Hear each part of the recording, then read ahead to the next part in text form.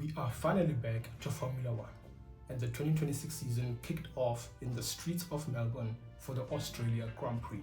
And today, we're going to recap what happened on track and what the data tells us about who or who isn't maximizing their machinery.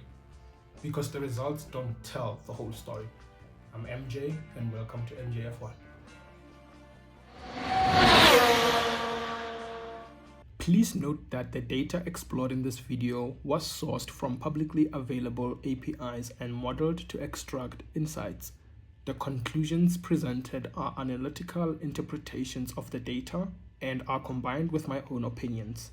Further details on the data sources and transformation methods can be found in the video description.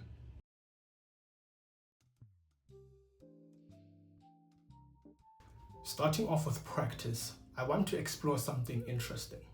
Do race simulations from practice translate into real race pace on Sunday? Let's start with the top teams. From practice 2, I managed to pick up representative race simulations from Mercedes and Red Bull, and Mercedes immediately stood out. Their average lap times suggested that they were in for a very good weekend. The Mercedes clearly continued their trend from the last day of preseason testing. They look so good. They look so comfortable on the long runs with lap times that are close to qualifying pace. The two Mercedes drivers look so comfortable, but when you see Max's average lap times in between George and Kimi, it makes you wonder what he could have done if he had started from a competitive qualifying position. Now, looking at the midfield, the team that caught my attention the most was Racing Bulls. Across all practice sessions, they put together some solid race simulations, comfortably looking like the best of the rest heading into the weekend. But practice pace is one thing. Let's see how much of this actually translated when it mattered. Now, qualifying was not that close with Mercedes. George Russell made a statement.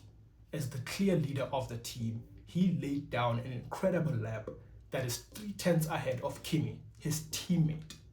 Isaac Hedger was even further back, around 8/10 down. To be fair, we didn't get to see Max complete his run, but I suspect he would have been closer to Kimi than George. And if this is Mercedes' real pace, then their testing form suddenly makes a lot more sense. Because wow, looking at Ferrari, Charles qualified 4th while Lewis was down in 7th. And interestingly, Lewis's ideal lap wasn't even close to Charles, but the race pace actually tells a different story. Now take a look at the Racing Bulls drivers. I have a theory here. I think Lindblad might eventually beat Liam Lawson, because this kid looked like an absolute menace, and he's fast. Take a look at his ideal lap. To explain again, an ideal lap combines the best sector times from all the qualifying sessions. And Lindblad's ideal lap suggests two things at the same time. He has good speed, and he's very inexperienced as a rookie. Because if you look at the gap between his ideal lap and his actual lap, he left almost 2/10 on the table. And in qualifying, that is a lot of time. If he had stitched that lap together, he could have outqualified Liam Lawson. This is something I'll be analyzing throughout the season. If you're enjoying this kind of breakdown, consider subscribing.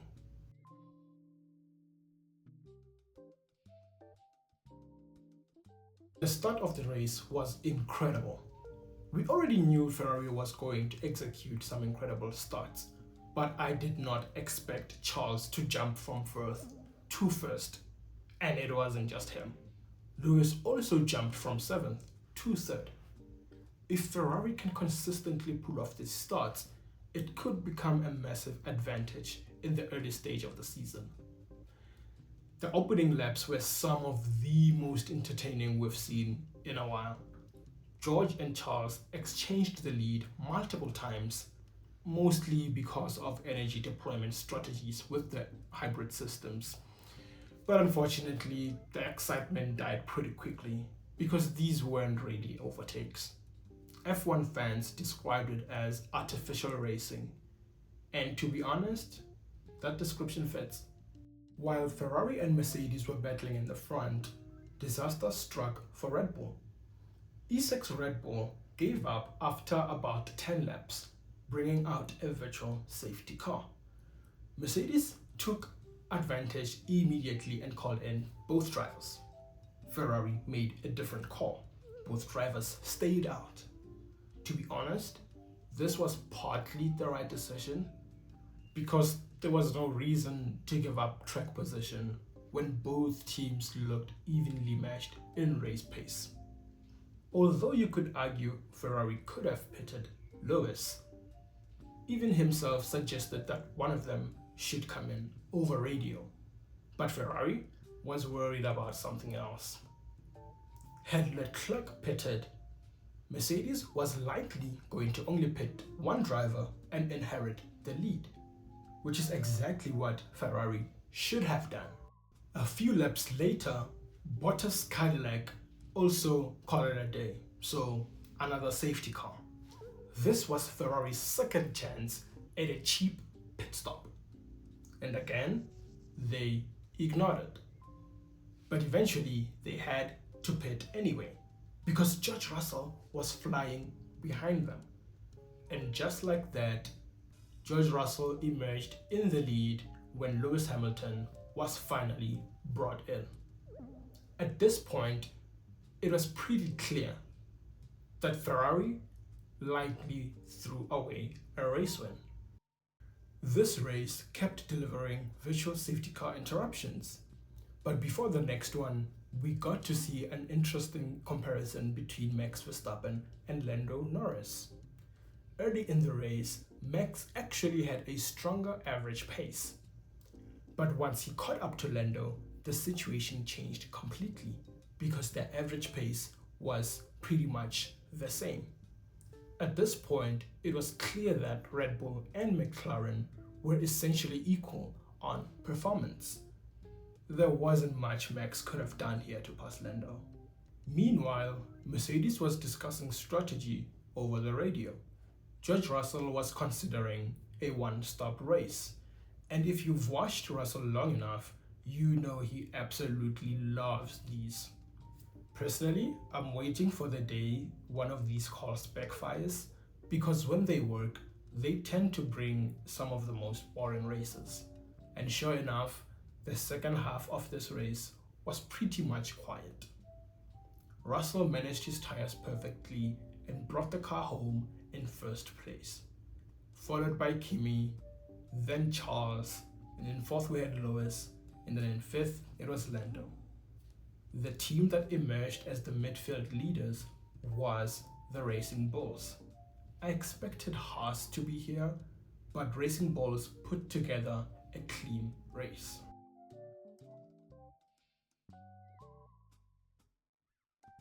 And finally, here's what the average race pace suggests for the drivers. And it raises an interesting question. Could we actually see a real fight between Kimi and George this season? I'm going to track the championship points based on drivers' average race pace. And right now, we have Kimi in the lead. Let me know what you think about this down in the comments. And that wraps up the key moments from the 2026 Australian Grand Prix. Up next, round 2 in China.